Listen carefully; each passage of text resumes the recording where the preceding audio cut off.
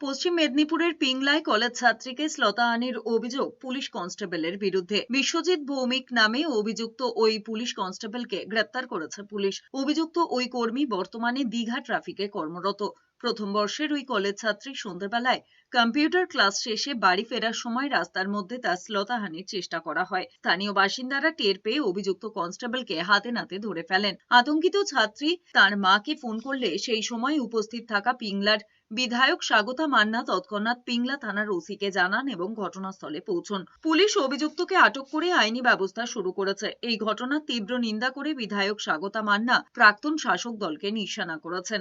College ছাত্রী, first ইয়ারের ছাত্রী, কলেজ ফেরত কম্পিউটার ক্লাস করে ফিরছিল বাড়িতে। তো পুলিশেরই একজন কনস্টেবল ওনার শ্লীলতা হানি করার, ওই বাচ্চা মেয়েটার শ্লীলতা হানি করার চেষ্টা করে। রাস্তার মাঝখানে অন্ধকারের মধ্যে সাইকেল নিয়ে মেয়েটা আসতেছিল বাড়ি।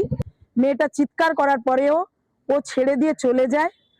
এলাকার বাসিন্দারা সেই পুলিশ কনস্টেবলকে ধরেছে, সেখানে পুলিশ পৌঁছেছে এবং আমিও সেখানে ঘটনাস্থলে পৌঁছাই। ছেলেটাকে এখন তুলে আনা হয়েছে।